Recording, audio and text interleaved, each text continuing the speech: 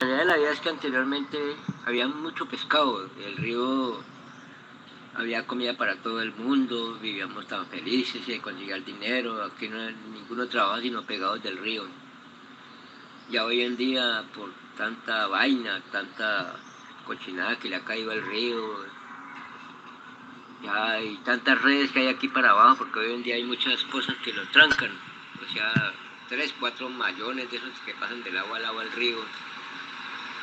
Y eso para uno de pescadores de aquí una cóngola, nosotros pescamos con unos pequeñitos, unos aros pequeñitos. Y ya para uno le joden la vida porque ya un mayón pasando el río Magdalena le quitan toda la clase de pescado grande que venga. A uno le toca coger los chiquitos, comer los chiquitos. Y otra cosa, la contaminación del río. Y la realidad, hermano, es que anteriormente vivía muy bueno. Ya hoy en día nos toca desvoltearla. Yo hace 5 años ya no pesco, por eso. Tengo mis pescaderos, yo voy y los arreglo. Pero ya no pesco porque ya no me da el resultado que yo necesito para mi familia, para el sustento de mi familia. Ya no me da. El río era muy ancho, bueno, nada, todos esos muros, todas esas cosas que ahí ya le cayeron de la avalancha, supuestamente eso venían a limpiarlo y eso nunca han hecho eso. El gobierno nunca ha hecho por eso nada. Eso, tenía unos pescaderos buenos y había unos ricos, mano, se consiguió uno la vida, eso vivíamos como ricos, mejor dicho, ¿no? Hoy en día nos toca meter el culo para abajo, bolear machete por allá. La realidad de la vida es esa, mira. Que ya nosotros no conseguimos lo básico para el hogar.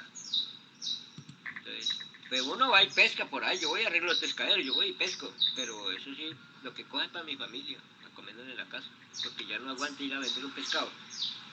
No aguanta porque eso es mejor, prefiero uno comérselo porque un pescado que valga 100.000 pesos a uno le van a dar 40.000. El río Grande de la Magdalena, como sangre que corre por nuestras venas, es considerada la gran columna vertebral del complejo territorio colombiano. Es aquel que no solo acoge una gran diversidad de flora y fauna, sino que ha resistido a ser un cementerio y ser víctima de las consecuencias del deterioro ambiental y social a través del tiempo. Solo este maravilloso tesoro guarda en su recorrido las más increíbles historias que se extienden hasta la actualidad. Este río que vio marchar a Quesada, Belalcázar y Federman, pero que nunca los vio regresar triunfantes de su búsqueda del dorado, es admirado por el antropólogo canadiense Wade Davis, quien ha dedicado su vida a conocer y destacar las imponentes particularidades del territorio colombiano, a pesar de su desgarrador conflicto armado. Solo para dar un ejemplo, si el río Magdalena hablara, seguramente diría los nombres de las más de 300 víctimas que flotaron, a veces enteras, a veces en pedazos, por sus aguas. La cifra, sin embargo, es parcial. El Centro Nacional de Memoria Histórica tiene un registro de más de 320 cadáveres encontrados en este afluente desde 1982. Una de las razones por la que los grupos armados lanzaban los cuerpos de sus víctimas a los ríos, no solo en el Magdalena, sino en todos los que se usaron para esto, era para que no aparecieran nunca. Por eso la cifra es incierta. Pero no todo es oscuro en la historia del río Magdalena. Davis, en el inicio de este magnífico texto, inicia su viaje desde el sur por Popayán. Su ciudad se levanta blanca y deslumbrante contra las verdes montañas que rodean la parte alta del río Cauca, para desplazarse hacia el sur, hacia Pasto, antes de girar al oriente de Rosas, donde aparecen variados cultivos de maíz y frijol, tomate de árbol, papa dulce, frutos cucurbitáceos, aguacate y guayaba que van cambiando a medida que aumenta la altura por campos de trigo y cebada y pequeños bosques de niebla.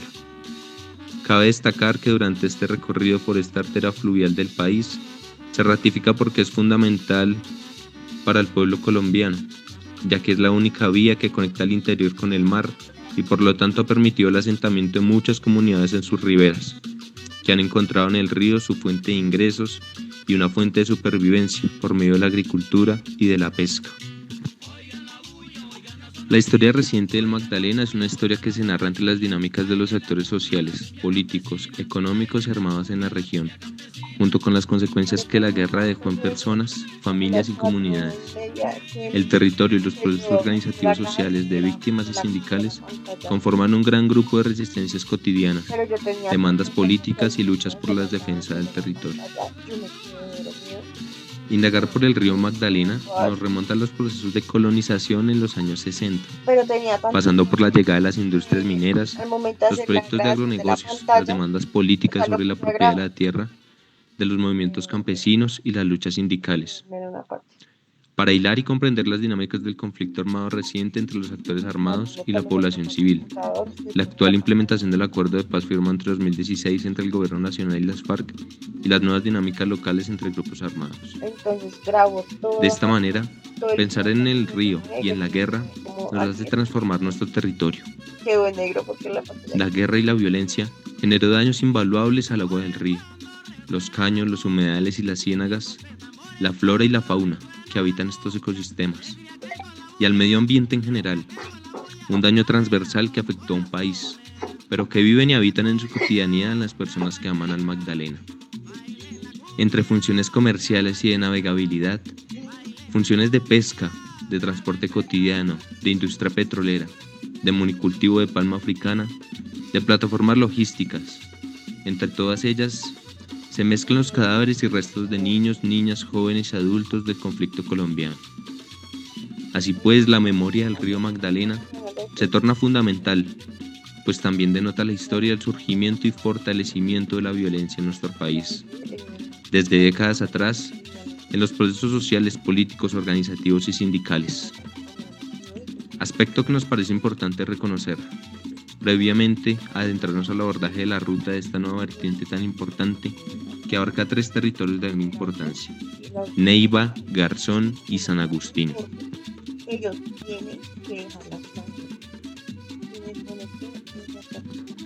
Sobre el valle del río Magdalena, entre las cordilleras oriental y occidental de los Andes colombianos, se desvanece la densa neblina del páramo. Los bosques húmedos de frailejones se transforman en grandes cauces de vegetación espesa y profunda de helechos, yimbe, mamoncillos de monte, orquídeas, aráceas, entre otras tantas especies descritas por William y Davis, hasta que las riberas de pobladores y turistas de la ciudad de Neiva se van imponiendo a lo largo del río. Abrazando las ciudades de su margen oriental, el río se desvanece lentamente entre las sociedades. Los residuos que van desde basuras sólidas, químicos y fungicidas suman unas 15.000 toneladas de desperdicios y toman protagonismo a lo largo de sus aguas. Sumado a esto la necesidad de una planta de tratamiento de aguas residuales, una PETAR, y a la construcción del embalse de Betania, se deja bajo los deseos de los políticos de turno la relación con el río, viendo cómo las espumas negras en las que se inspira Jaramillo aún siguen siendo causa de los problemas no solo de amor, sino de vida y posibilidad de territorio, en una sociedad donde ya nadie se interesa por el río, donde se construyó una ciudad de espaldas a él. Es indispensable recuperar su acción. La pesca, por ejemplo, se ha desvanecido en el Alto Magdalena, puesto que la minería ilegal, los residuos y el desinterés forman la tríada perfecta para la pérdida de espacialidad y territorialidad en el río. Las costumbres ya no son costumbres, la vida cotidiana no es vida cotidiana, y a los pobladores de Neiva y del Alto Magdalena les ha tocado alejarse del río, permitiendo penetrar por las preocupaciones de lo ajeno, de lo que ha dejado de ser y ya no volverá a ser. Y de este modo llegamos a Garzón, municipio ubicado en el departamento de Huila y el cual alberga a La Jagua, su corregimiento más antiguo y a la vez mítico por su relación a las brujas y a todas las historias que siguen transitando y que las mantienen más vivas que nunca. Dicho lugar vio nacer a William Vargas, quien fue el mejor restaurador ecológico de América Latina, según la Sociedad para la Restauración Ecológica, en el año 2018. Y quien desde su infancia, rodeado de gente humilde, parecía tener un futuro tan prometedor que hasta fue comparado con Francisco José de Caldas, el sabio que fue miembro oficial de la famosa expedición botánica liderada por José Celestino Mutis por allá, en 1783, y quien después se convirtió nada más y nada menos que en el director del Observatorio Astronómico de Bogotá.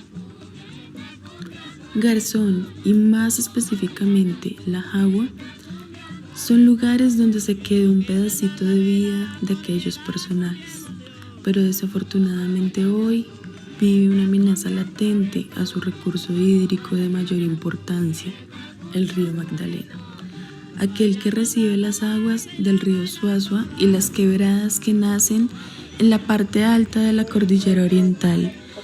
Entre las amenazas se ven problemáticas desmesuradas como la deforestación, producto de la construcción de la represa de El Quimbo, que ha implicado el uso de 8.500 hectáreas de agua y ha dejado a sus habitantes sin alternativas de cultivo, siendo esta una de las mayores actividades de sostenimiento del municipio.